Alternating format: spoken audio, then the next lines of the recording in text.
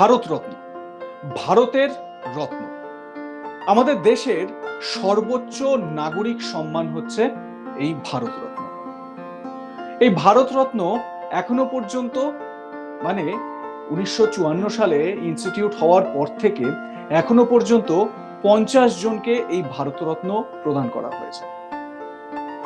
ভারতরত্ন একটা অনেক বড় গর্বের বিষয়। দেখুন, ভারতরত্ন প্রদান করা নিয়ে বিভিন্ন সময় যখন যেরকম সরকার ছিল দিল্লির মসনদে, তাদের বিরুদ্ধে রাজনীতির অভিযোগ উঠেছে। রাজনীতির জন্য ভারতরত্ন প্রদান করা হচ্ছে, এই ধরনের বিভিন্ন অভিযোগ কিন্তু সামনে এসেছে। কিন্তু সেই অভিযোগ এবং সেই যে রাজনীতির যে বিষয়টা, সেই বিষয়টাকে একটু দূরে সরিয়ে রেখে আজকের বিষয়টা নিয়ে আমরা আলোচনা করব।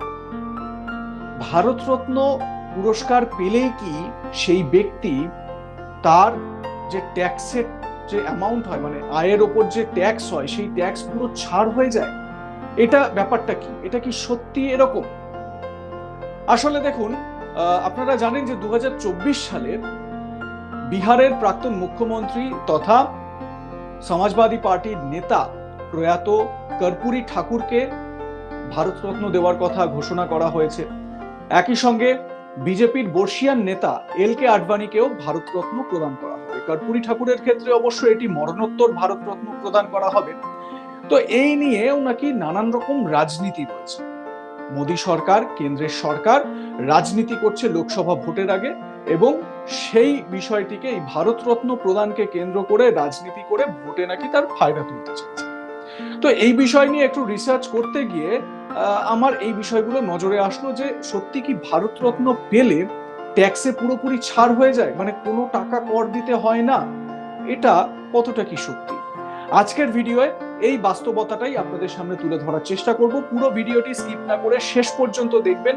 অনেক ইন্টারেস্টিং ফ্যাক্টস আপনারা জানতে পারবেন। ভারতরত্ন পুরস্কার দেওয়া হলে, মানে কোনো ব্যক্তিকে যদি ভারতরত্ন পুরস্কার দেওয়া হয়, তাহলে সেই ব্যক্তি কি কি সুবিধা পেতে পারেন, কি তার মর্যাদা, কেমন তার সম্মান ইত্যাদি সার্বিক দিকটা আপনাদের সামনে আমি তুলে ধরার চেষ্টা করব একেবারে সহজভাবে। পুরো ভিডিওটি আপনারা শেষ পর্যন্ত দেখুন। আজ তাক বাংলার ইউটিউব চ্যানেল সাবস্ক্রাইব করে নিন, বেল বাটন প্রেস করতে ভুলবেন না নোটিফিকেশন পেতে। আর হ্যাঁ, আজ তাক বাংলার হোয়াটসঅ্যাপ চ্যানেল ফলো করুন, তাহলে একই জায়গায় বিভিন্ন খবরের কন্টেন্ট আপনারা পেতে থাকবেন। আর ফলোয়ার্সের দিক থেকে আজ তাক বাংলার হোয়াটসঅ্যাপ চ্যানেল নাম্বার 1। এবারে আসি আজকের ভিডিওতে। যেরকম আপনাদের শুরুতেই বললাম যে এবছর দুজনকে, এল.কে. আডবাণী এবং প্রয়াত কর্পূরী ঠাকুর, এদের দুজনকে ভারতরত্ন দেওয়ার কথা ঘোষণা করা হয়েছে।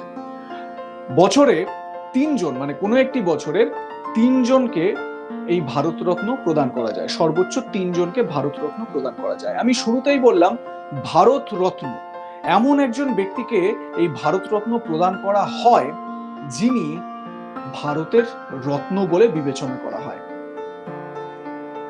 এবারে এই ভারতের রত্ন, যেরকম আপনারা জানেন সচিন তেন্ডুলকরকে এই পুরস্কার দেওয়া হয়েছে, মানে ভারতরত্নে ভূষিত করা হয়েছে।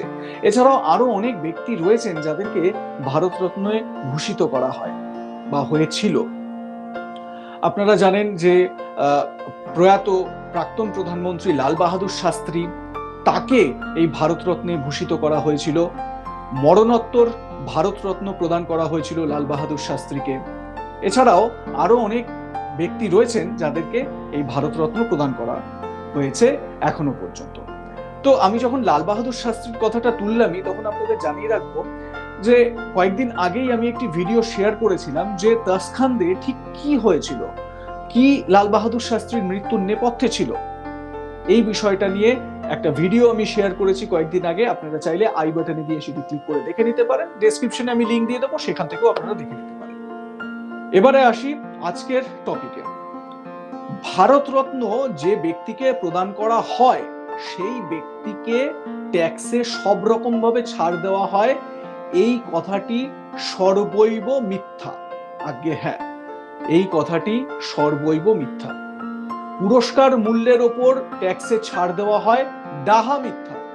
তার কারণ আমি একটু আগেই বললাম যে এই ভারতরত্ন নিয়ে একটু পড়াশোনা করছিলাম, সেখানেই আমি জানতে পারলাম যে আমাদের দেশে ভারতরত্ন যাকে প্রদান করা হয়, সেই ব্যক্তিকে কোনো রকম ভাবে মানিটারি কোনো বেনিফিটস দেওয়া হয় না।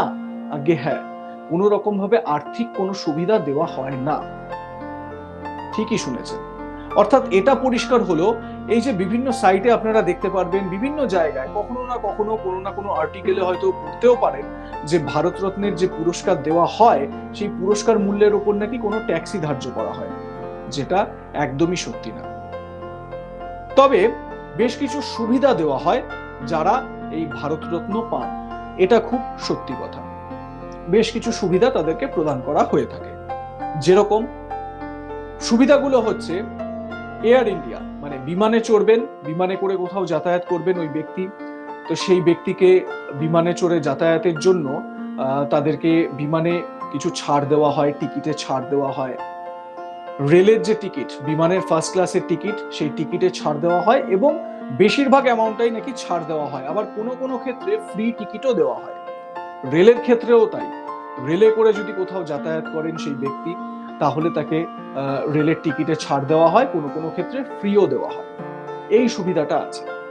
আরো বেশ কিছু সুবিধা রয়েছে, সেগুলো হচ্ছে ভারতরত্ন প্রাপক যে ব্যক্তি, তিনি চাইলে পার্লামেন্টে পার্টিসিপেট করতে পারেন, সংসদের বিভিন্ন কাজে তিনি পার্টিসিপেট করতে পারেন এবং তার যা মর্যাদা, তার যা সম্মান, সেই সম্মান সমান সমান হচ্ছে ক্যাবিনেটের 4th মিনিস্টারের সম্মান। মানে মন্ত্রিসভায় 4th মিনিস্টারের যা সম্মান, সেই সম্মান পাবেন একজন ভারতরত্ন পুরস্কার প্রাপ্ত ব্যক্তি। আগে হ্যাঁ, আরো একটা ইন্টারেস্টিং ফ্যাক্ট জানেন, যদি কোনো সময় প্রয়োজন হয় তাহলে ভারতরত্ন প্রাপক জেড ক্যাটাগরির সিকিউরিটিও পেতে পারেন। আমরা জানি যে আমাদের দেশের পলিটিক্যাল ভিভিআইপি যারা রয়েছেন এবং আরো যারা বিভিন্ন ক্ষেত্রে ক্ষেত্রে স্বনামধন্য ব্যক্তি যারা রয়েছেন, তারা যখন তাদের যখন নিরাপত্তার প্রয়োজন হয় তখন বিশেষ বিশেষ ক্ষেত্রে তাদেরকে নিরাপত্তা দেওয়া হয়ে থাকে। আমরা জানি যে ওয়াই ক্যাটাগরির সিকিউরিটি রয়েছে, জেড ক্যাটাগরির রয়েছে, জেড প্লাস ক্যাটাগরির সিকিউরিটি রয়েছে, তো এইরকম বিভিন্ন ক্যাটাগরি রয়েছে। ভারতরত্ন প্রাপ্ত ব্যক্তিকে জেড ক্যাটাগরির সিকিউরিটি প্রোভাইড করা হয়। ওই ব্যক্তি যদি কোনো রাজ্যে সফর করতে যান, অন্য কোনো রাজ্যে সফর করতে যান, ধরুন কোনো ব্যক্তি পশ্চিমবঙ্গের বাসিন্দা, তিনি ভারতরত্ন পেয়েছেন, এবারে সেই ব্যক্তি যদি মহারাষ্ট্রে যান, তাহলে সেই ভারতরত্ন প্রাপ্ত ব্যক্তি তিনি হয়ে যান ওই রাজ্যের চিফ গেস্ট বা অন্যতম প্রধান গেস্ট। সেই সময় ওই ব্যক্তিকে বিশেষ নিরাপত্তার ব্যবস্থা করতে হয়, সেই সংশ্লিষ্ট রাজ্যকে ভিভিআইপি ট্রিটমেন্ট দিতে হয় ভারতরত্ন প্রাপ্ত সেই ব্যক্তিকে। এটা তো গেল দেশের কথা, কিন্তু যদি বিদেশে যান ওই ব্যক্তি, মানে ভারতরত্ন প্রাপ্ত কোনো ব্যক্তি যদি বিদেশে যান, তাহলে তার জন্য বিশেষ ব্যবস্থা করতে হয় এমবাসিকে, মানে ইন্ডিয়ান এমবাসিকে। বিভিন্ন রকম ফেসিলিটিস তিনি যাতে সেখানে পান, সেই ব্যবস্থা করতে হয়। অর্থাৎ এটা বোঝা গেল যে ভারতরত্ন প্রাপ্ত ব্যক্তিকে তার পুরস্কার মূল্যের উপর ট্যাক্সে ছাড় দেওয়া হয়, এই কথা সর্বৈব মিথ্যা। তার কারণ কোনো রকম মানিটারি বেনিফিটসও দেওয়া হয় না তাকে, তাহলে কি করে ছাড়ের প্রশ্ন আসছে, তাই না? তো আজকের ভিডিওটি নিশ্চয়ই আপনাদের খুব ভালো লাগলো। আর এ প্রসঙ্গে আরো একটি তথ্য আপনাদের সঙ্গে শেয়ার করি। ভারতীয় ছাড়া বেশ কয়েকজনকে এই ভারতরত্ন প্রদান করা হয়েছিল। যেরকম মাদার টেরেসাকে ভারতরত্ন প্রদান করা হয়েছিল, যদিও মাদার টেরেসার কর্মভূমি এই কলকাতা। এছাড়াও নেলসন ম্যান্ডেলাকে ভারতরত্ন প্রদান করা হয়েছিল, খান আব্দুল গফুর খানকে ভারতরত্ন প্রদান করা হয়েছিল। কিন্তু আমি আশ্চর্য হয়ে যাই, নেতাজি সুভাষচন্দ্র বোসকে এখনো পর্যন্ত ভারতরত্ন প্রদান করা হয়নি। বাঙালি হিসেবে আমি গর্ববোধ করব সেই দিনটার জন্য, যেদিন নেতাজি সুভাষচন্দ্র বসুকে ভারতরত্ন প্রদান করা হবে। আপনারা কি মনে করেন কমেন্ট সেকশনে জানাবেন আপনাদের মতামত। দেখতে থাকুন আজ তাক বাংলার ইউটিউব চ্যানেল, সাবস্ক্রাইব করে নিন চ্যানেলটি, বেল বাটন প্রেস করতে ভুলবেন না নোটিফিকেশন।